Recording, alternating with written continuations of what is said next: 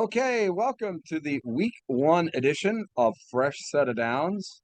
My name is Bruce Badgley, and I'm pleased to be joined once again with the crew here for EasternPAFootball.com that you'll be following all the way through the state championship games at the Cumberland Valley this year.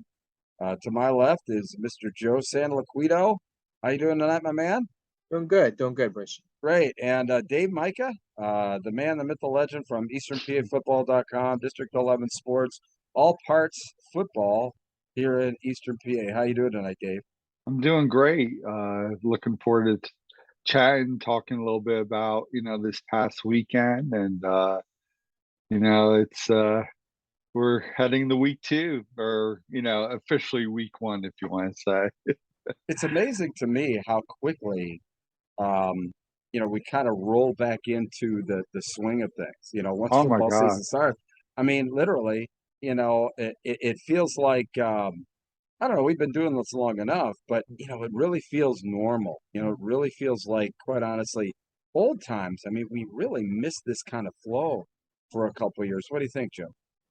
Yeah, no, I agree. Once and it's interesting too. Once you get locked into the season, a lot of times it's like everything disappears. It was a little getting used to Friday because I went all the way down to Ocean City for my man Dave. I will say this: the unique thing about this year that was different from past years going down is usually I go down there and it takes me almost as long to find a parking spot around Perry Stadium as it does to drive down there. And this year I went down, made great time getting down, and then suddenly there's this dude that pulls right out, and I'm like, bang, I'm in. I actually asked him to stay there so I could turn around, do a U-turn. I parked right in front of the stadium and had great access the whole game. It worked out, and I got to see Downingtown West performed very well and win its game. And the Chamonix, which was 2-8 last year, they've already they have already you have half of the victory total from a year ago when they finished 2-8, and they started the season 1-0 with a nice, impressive 21-0 victory over Ocean City.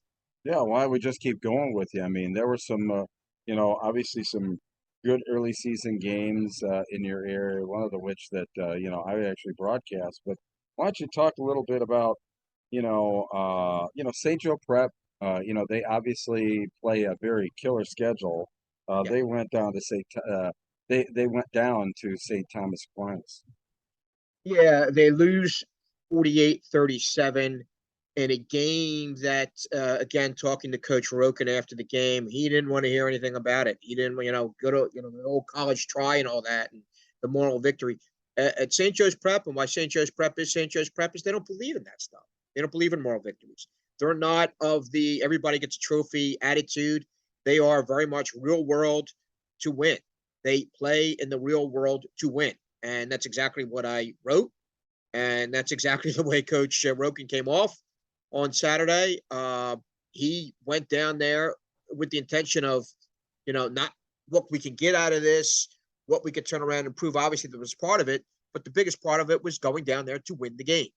And what happened was, okay, they lose 48-37, but they were down 21-7 early, and they looked horrible. They looked as if they were going to get thumped, missed tackles, missed assignments. Well, the whole thing was a mess. And to Prep's credit, and what they always do, they have an outstanding coaching staff, is they made adjustments. And credit to the young men there that were on the field for Prep.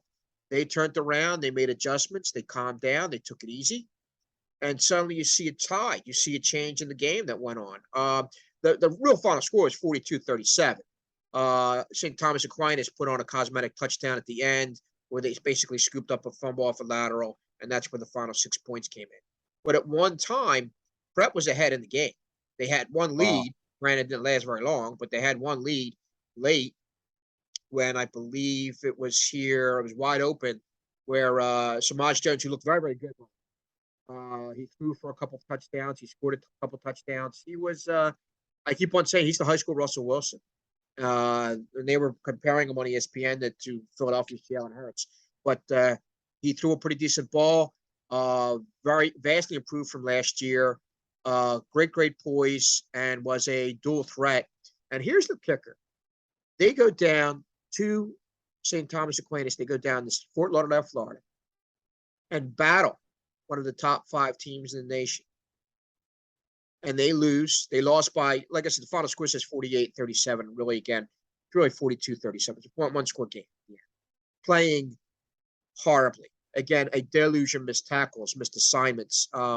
There was one sequence where I believe their tight end here, I have it here in the notes, and the tight end, Takaya Kirby, running wide open down the middle of the field for a 59-yard touchdown pass. It's 21-0. Their quarterback, Champ Harris, was 6 for 6 for 153 yards in the first quarter.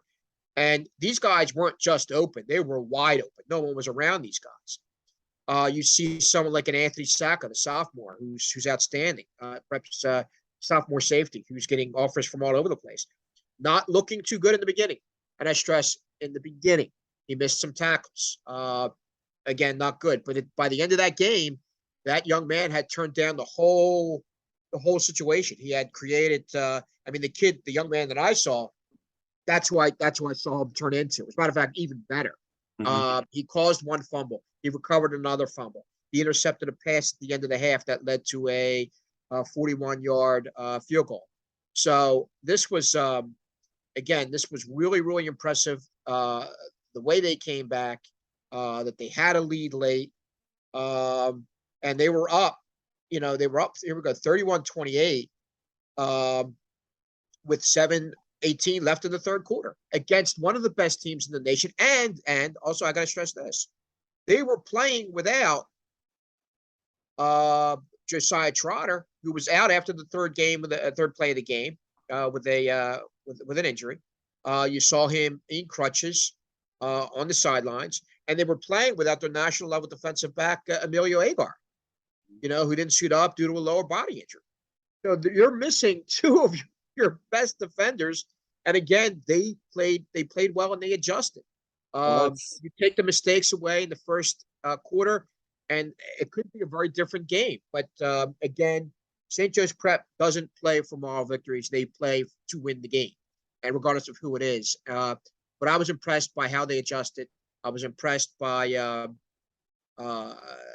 just not letting this thing get loose the way it looked. And again, it shows you what they can do in a hostile environment with a fantastic team. And I know there was a bunch of people in the Philadelphia area, because here's the other kicker, is St. Thomas Aquinas is as hated, if not maybe even more hated, in Fort Lauderdale than St. Joe's Prep is in the Philadelphia area. But you had a bunch of people that I know and you guys know were laughing their tails off up here. Look at Prep. They're awful. Well, if they continue watching that game, by the end of that game, their teeth may have been chattering in fear, because the Prep team that I thought would show up did show up. Granted, they showed up late, but they proved that without a doubt, and I'm going to say it, they proved without a doubt they're the best team in the state. Well, another team that looked actually very good, who actually started a freshman quarterback, was LaSalle, who went on the road and came back and won in the fourth quarter, 37-28 over North Penn, right? Yeah, and here's a game with a loaded North Penn team, and again, we do it year after year, and I am certainly as guilty as the next guy. First off, kudos to Coach Steinmetz. Does a great job.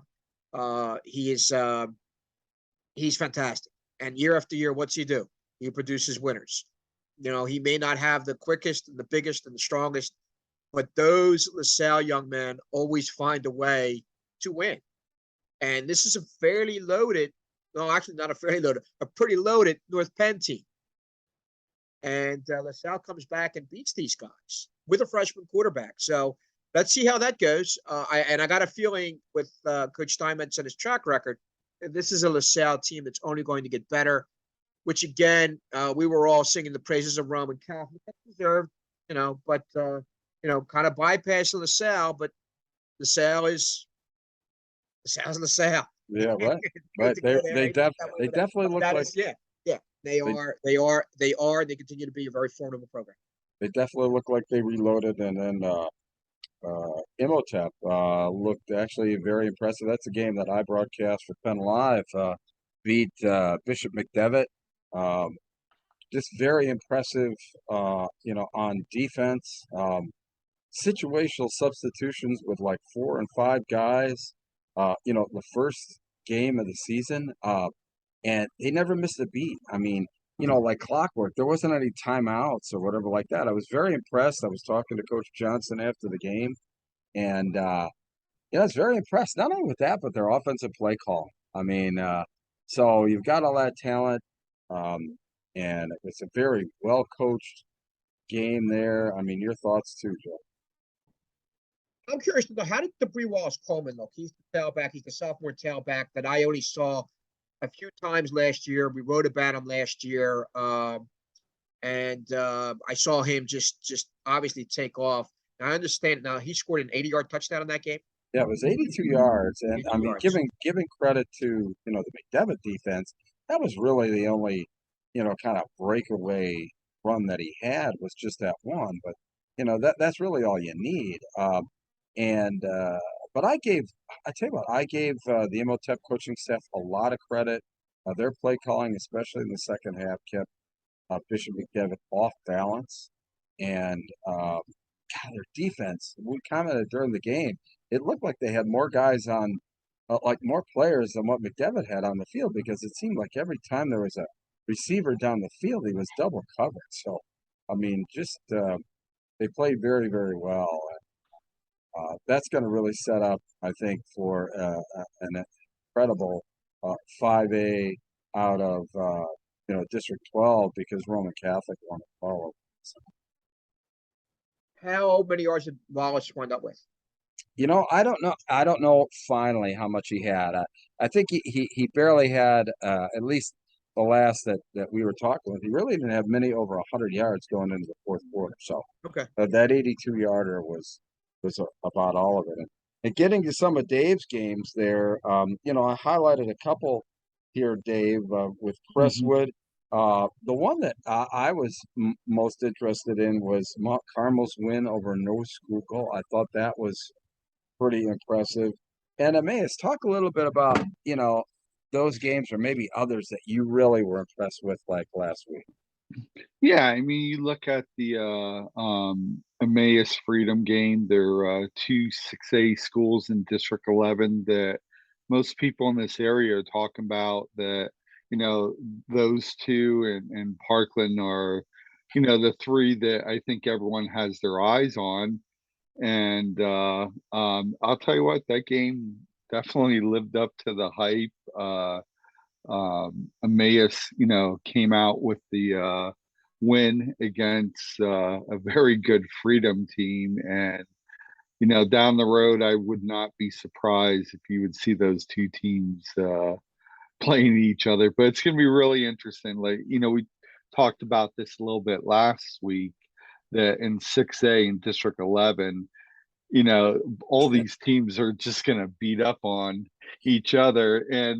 And whoever comes out and wins District 11, oh, by the way, you probably most likely have St. Joe's Prep waiting. Yeah. So it's going to be a tough road there to that point. But yeah, it was a very good game, and give Emmaus a lot of credit.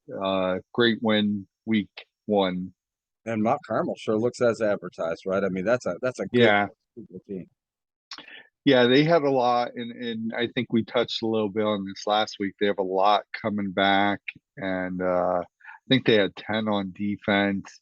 And there's a little chatter. Could this be the year that they could finally beat Southern Columbia in the regular season? And just to get off that, that game we're talking about, Mount Carmel, Southern Columbia, it looked like, before Lightning came, Burke had them, down. I think it was 21-0. Southern didn't have a first down, but they stormed back right after, that big delay, and defeated Berwick. But I think everyone this year is really looking at that possible, well, you'll see it, Mount Carmel Southern Columbia matchup, and there's some people thinking Mount Carmel might do it this year. Well, that's good. And in the District 3, had some very interesting games, an Yeah. inter-district game. I mean, and one that, we'll be talking a little bit more about here. But Loyalsock Township came in and just kind of put a whooping on Brooks Catholic, 34-21. They jumped out to a quick lead and held up there, and a really great performance by Davian Hill, Oh, and that tremendous. Steel High, and really maybe a preview of the 1A championship game, beat Bishop Canavan out of District 7 in that Peach Bowl Classic that Imhotep and Bishop McDevitt played in. They beat them 21-14. I was totally impressed with Central York's win over Central Dauphin. I mean, they're just kind of, all these teams are, laying claim to that. But God, it was hard. There were so many statement games in District 3 right off the bat. yeah. And the one that, quite honestly, that of all of those statement games was Cumberland Valley's win over Manheim Township. Basically Huge win. huge win, but wow. I mean, if you're Manheim Township, I mean, it's tough enough to beat Cumberland Valley, but going in when they're like, rededicating this new stadium that's going to host the state championship games. I mean, that, I give Manheim Township a lot of credit and Coach Evans for, the effort there. But Cumberland Valley, wow, great victory there by Coach Oswald, and so many statement games. I mean, Oh, I could have put a dozen District 3 games on here that to talk about, but we'll just kind of limit it to that. And but and wow, and and talk about the Peach Bowl. I mean, oh first year of doing it. I mean, look at that one. Like you said, I mean, this is opening day. Steel High versus the number 1A team out of District 7, which could be a preview of the state finals. And somehow Steel High, held on at the end. I think it oh was fourth down, and they were knocking on the door. I think they were at Steel High's 1 yard line, and Steel High, they were tired. Somehow they held on and won that game. And then the Emotep McDevitt game. I mean, two teams that are ranked number 1 in their classifications. Tremendous job by Chambersburg to put that yeah. little tournament together. And Ron I think, Corsi, the athletic director at Chambersburg, he came from out west. He ran that, yeah. that all comers thing from District 7 for hmm many years, and you could see his influence there because he had teams like Woodland Hills and Bishop Canavan come out. And I got a chance to really to get to know Ron a little bit, broadcasting this and what have you, and he just does a tremendous job. And I tell you what, as well run tournament as you could ever imagine. Absolutely. Everything was incredible. No issues, and no, it was pretty neat. The trophy presentations and everything else. In fact, on the WPAL Blitz show, which will be taping later, Ian and I will hmm actually have the Woodland Hills head coach Oh, on. nice. So we'll talk to him about that. Great win by them. Their win over York High, yeah, Yeah. and what it was like to play in it and drive that far for a regular season. But anyway, so great stuff on the recap there. And so what we want to do is get into our topic for this week. We're always trying to have a topic for discussion amongst the three of us. And one of the biggest stories that I think that's starting to percolate up in Pennsylvania is the fact that the PIAA is beginning the process of kind of putting its stamp of approval on name, image, likeness compensation for players in high school Yeah. football, or just in players in general. Um, and it's obviously the lay of the land when it comes to college football. And quite honestly, the one thing that I've been doing a little research on is that there are quite a few states in the country already I that, believe 9. I think there's 9. Actually, I think it's up as high as 11 now. I think yeah, New Jersey's one of them. Yeah, yeah, New Jersey is one of them. Yeah, Dave. yeah. Yeah. So, so, Joe, we'll start with you. What are obviously everybody understands that this was a result of, issues going on in lawsuits at the college level, but it's starting to percolate down to the high school level. I mean, first off, what are your thoughts on just the act of doing that? And B, do you think that it's really going to impact the high school game? I think it should be allowed.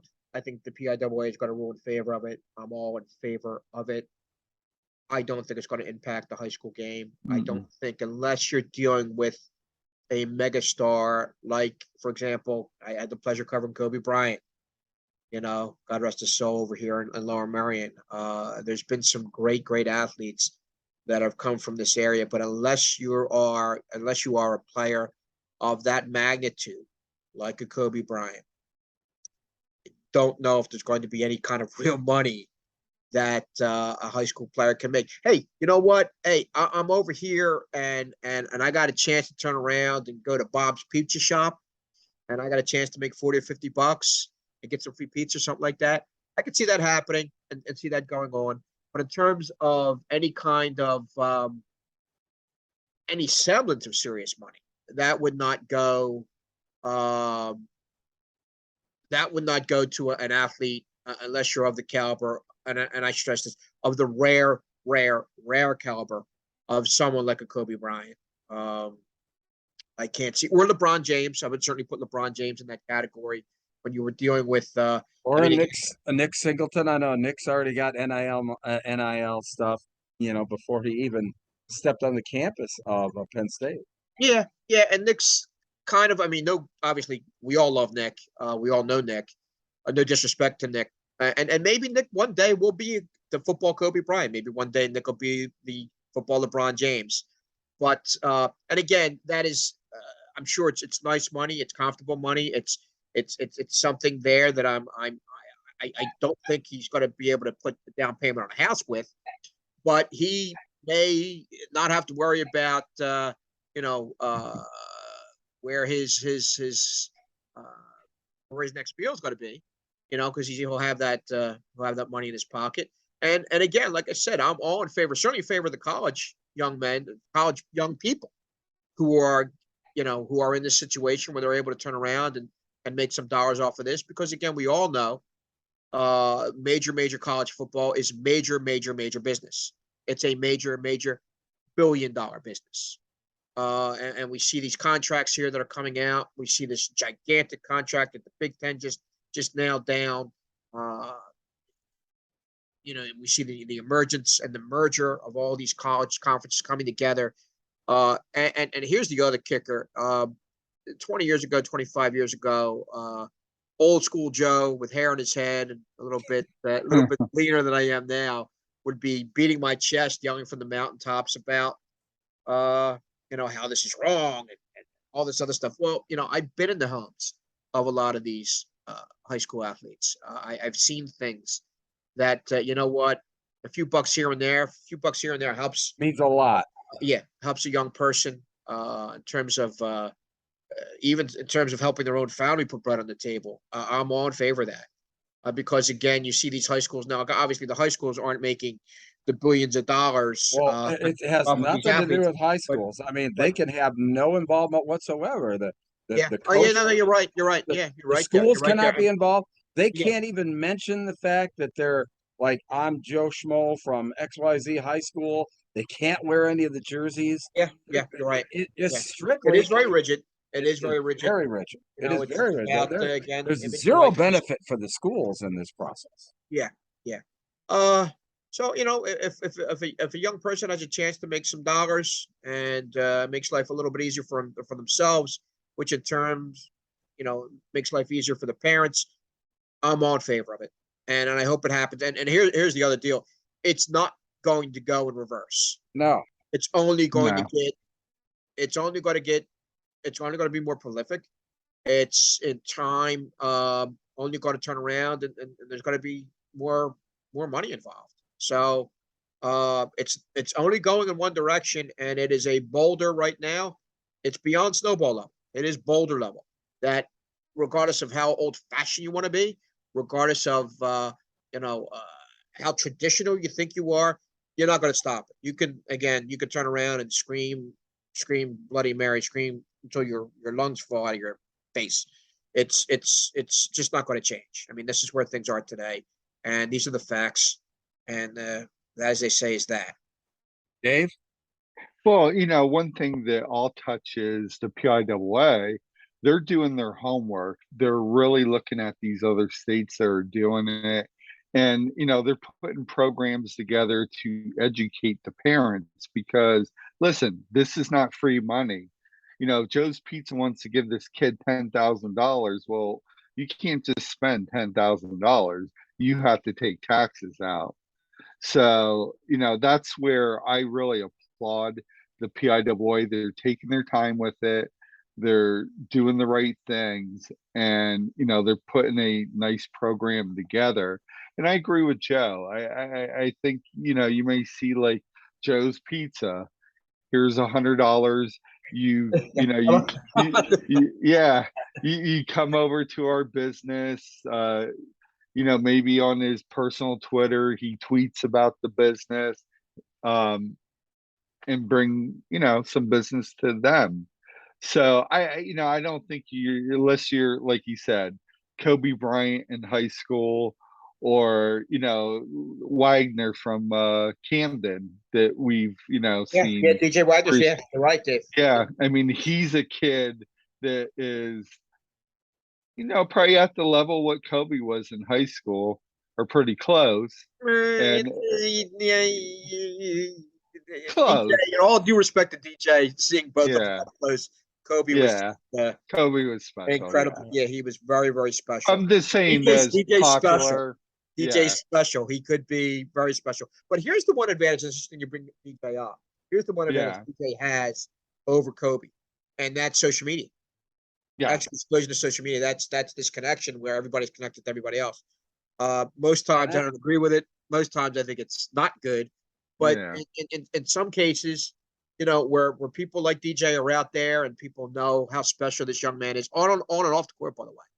I mean, you should some man an opportunity. Let him. I mean, if he has a chance to turn around and make $1, grant it. Yeah. He was he was a superstar at the Allentown Throwdown. So he didn't play. He was just there supporting his team. Yeah. And he was taking pictures with kids all day. Yeah. And even parents were going up taking pictures. He was like a rock star. Those kids were like rock stars there that day. Here's the question that I have, Dave. All right.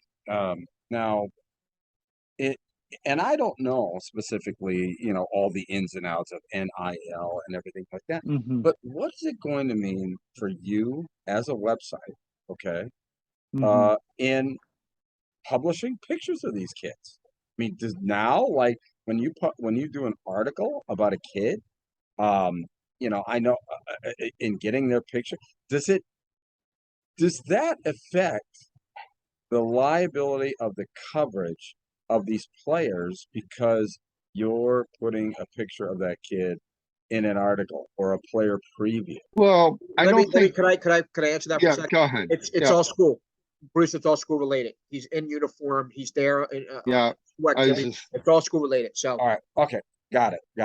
Thank you. But I think everything that these kids are going to do, it has to be outside. The school cannot be part of it. Right. So, like, for instance, a friend of mine, they own a place called the Chicken Corner. Well, their daughter's a good softball player. They actually, when this passed, they actually could probably sponsor her. Seriously. But you see what I mean? So I think you're going to see some pretty good athletes getting some small business sponsorship. It's going to be very rare for someone to make big money. You'll see that, I think, with the top players, and especially like college football, wrestling. I would disagree with that. I think, well, I mean, top players, but I think that there will be a lot of business, a lot of larger organizations, and I don't think it affects the game. I'm just saying, let's take and I don't mean to just throw a name out there, but let's talk about Stone Saunders. Okay, this guy as a He's young. sophomore, right? Yeah. Okay, it comes down to some of these places rolling the dice, knowing the Yeah. fact of, hey, it's gonna be more of hedging. It isn't gonna be, the issue with these guys that are local, but with these stars, there's gonna be, I think, a lot of businesses and a lot of large businesses Yeah. and companies that for some of the and they don't even have to be transcendent. All they have to do is be recruited by a consistency of Division I schools. And I gotta believe that there are going to be organizations like Nike and all this stuff, and say, look, we're giving you the money now, but this is a deal that carries you all the way through college, you know. And I think that you'll see a lot of these, places hedge on these kids that are going to Division I schools, and then Hmm. really almost shut the Division I. Yeah, well, I mean, not shut the schools out, but I'm just saying that they're going to try and get in with some of these big athletes early on, so that they can actually have more athletes on and save money. But that's just Yeah. And listen, that makes sense because, you know, this kid's a junior. He's obviously a superstar. They signed him for a little more money than anybody who goes to any Georgia or average. Notre Dame or Yeah. Penn Yeah. State. If they throw 25,000, which is nothing for like an Under Armour or Nike, at a kid now who's going to be, say, a senior or even a junior, but say, listen, we'll pay you this in high school, but we're locking you up for 6 years. It makes sense. And for me too, it's like that's where I think that there could be some, some issues in that kid gets an offer from such and such, and wham, like all of a sudden, the money comes through. So how does that even get into? I mean, the recruiting process is pretty brutal now. I can't even imagine what the recruiting process will mean with NIL money, where if this kid gets an offer, there will be businesses that will come forward and saying, yes, we'd like to have you in our stable of players. Now, do you think a business would do like for instance, where I live, Nazareth is a top, wrestling program. Would a business come and say, listen, we will give all the kids, basically, but see, they can't fund the team because Yeah, it's that's school related, No, but right. they could fund all the players if they wanted. And outside of the Here's the other school thing. district, They can fund, and this is the beneficiary of the money, guys. Okay. yeah, The beneficiary of the money, it's all of the pay for play sports, AAU, the 7-on-7, all these other, it, travel, who cares? All, yeah. and that's where the money really is.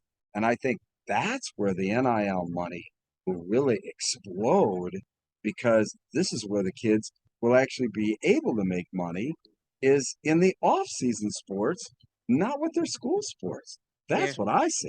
yeah. Yeah. And Dave, I thought you made a great point earlier in terms of getting yourself entrenched early with these athletes. And this is where it involves recruiting. I'm going to go to the basketball example. More so, I think basketball than the other sports. Is this hypothetically you have Nike that could turn around and maybe get a DJ Wagner? We'll use DJ as an example. They'll lock DJ in, and then suddenly now you have what? You have him locked in. Nike, he's associated with Nike. This, and this. And again, I just stressed this out hypothetically. Well, what's the chance then he's probably going to go to a quote unquote Nike school or use Under Armour? What's the chance that he's going to go to an Exactly. Under Armour school? So this is where that's where there's some crazy ground. Again, I'm all for These young people grabbing as much money any way they can, however they can. All for it. Thumbs up. 12 thumbs up. But the Yeah. murky situation that the NCAA is going to have to turn around and cut through is that.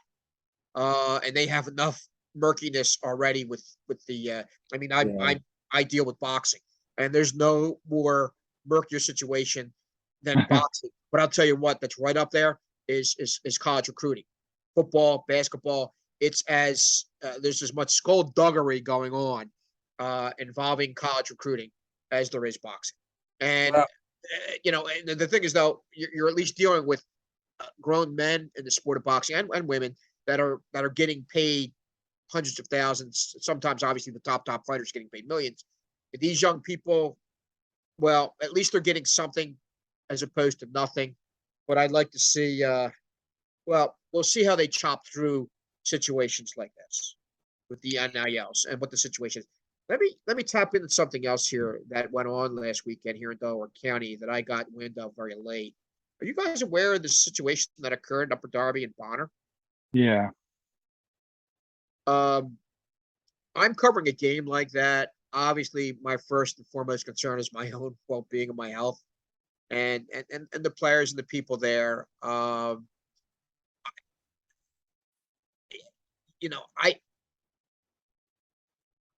That is a frightening precedence because what I think is going on is now granted this was a fist fight. You see fist fights all the time at these games. I don't know. I can't count the number of times I've been to high school games where fist fights are breaking out.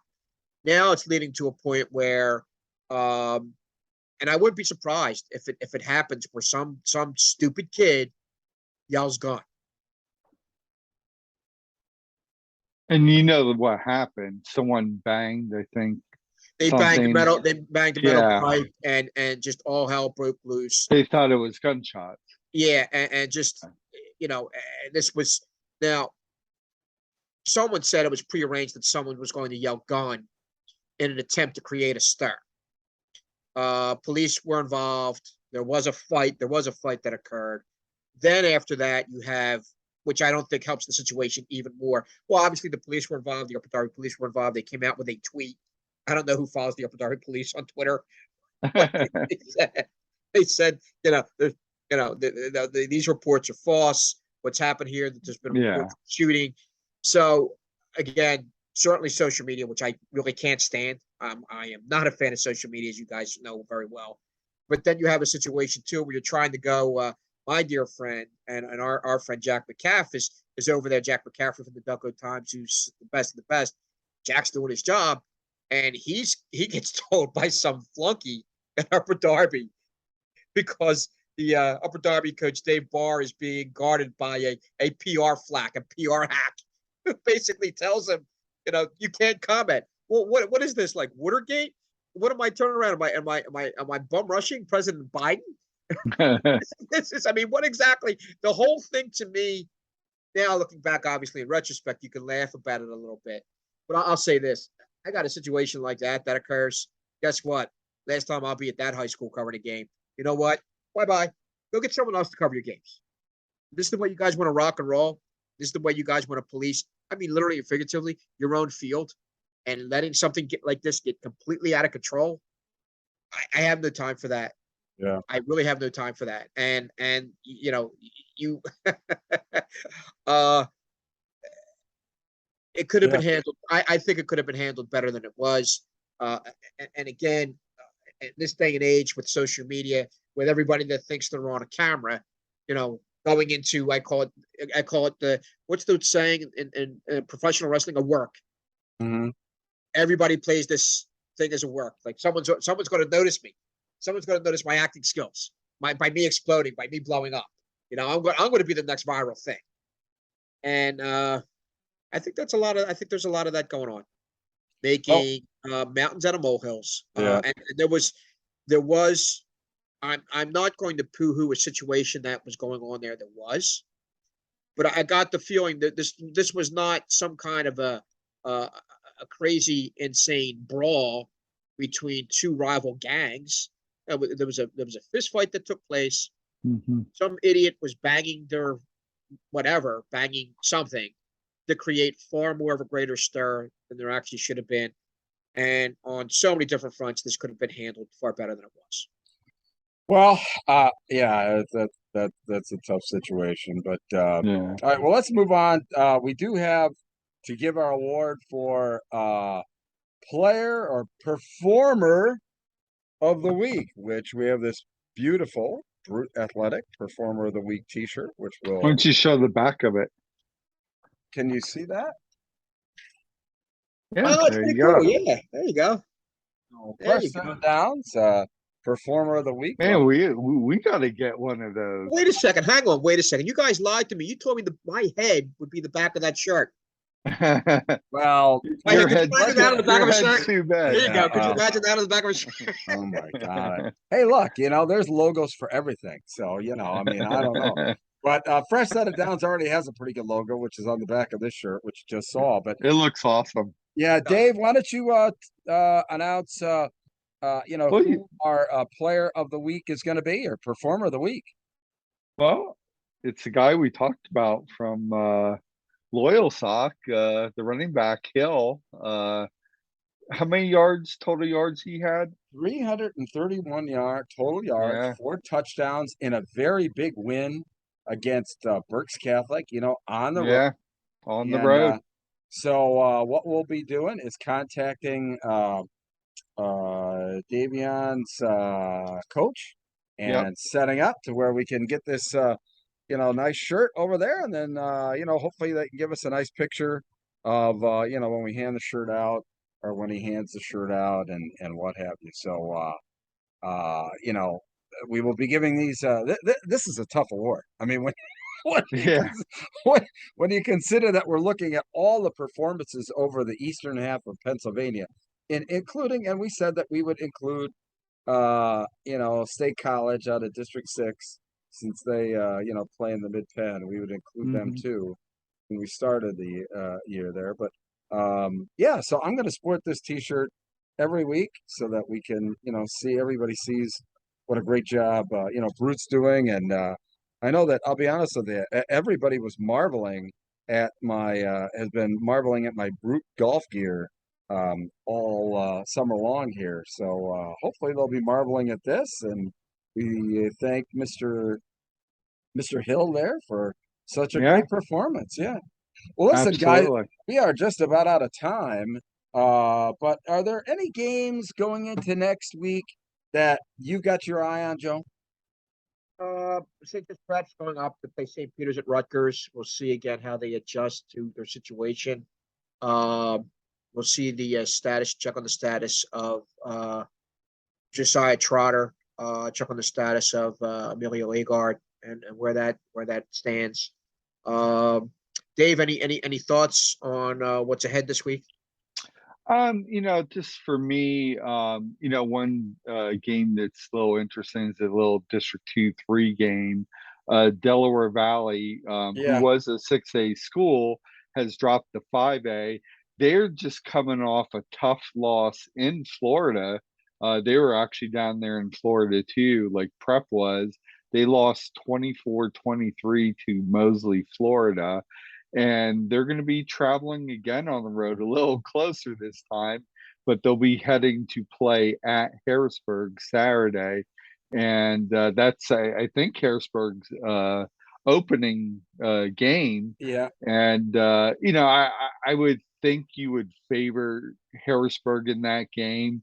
But I give credit to Dale Val, the coaching staff, because, he 1-2 weeks, he's always playing outside his district, whether it's a lot of times playing District 1 Power or traveling to Florida. Now he's kind of expanding it a little bit and hitting District 3.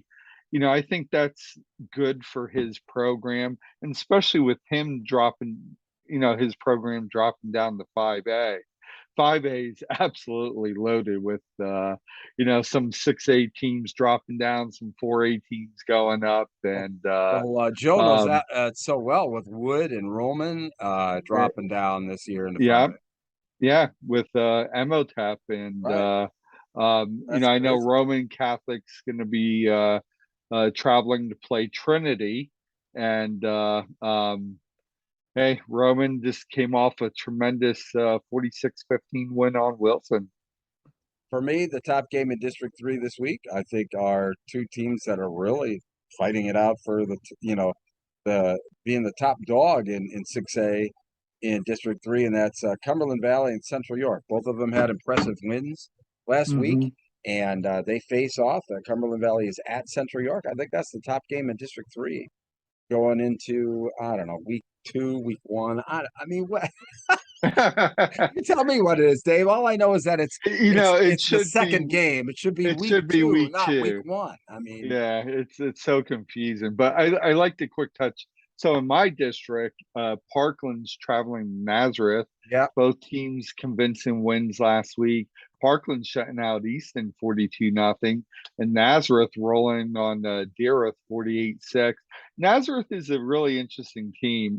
They're gonna score a lot of points. They may give up a lot of points, but this team, a lot of talent. Their quarterback, Sonny Sasso, they're tremendous junior linemen that might be, if not one of the top guards in Pennsylvania, Sean Kinney. Both of those guys are state wrestling champs in sure. AAA. Kinney's a heavyweight champ, and Sasso, I think, is 189. Two very good athletes there. All right. Hey, man, this is a great week 2, not week 1 show for us. So listen, we'll be back next week. We'll get this show up on Tuesday every week here. We're gonna record on Monday night. We'll have it available, everybody, for Tuesday. Guys, thanks so much, man. It's always a pleasure to talk with you guys. And just like we were saying, I mean, the fans will be able to see us talk about high school football all the way to the state championships at Cumberland Valley this December. So for Joe Santiliquito, Dave Mika, I'm Bruce Badgley. Hey, listen, thanks for joining us on Fresh Set of Downs. We'll see you next week.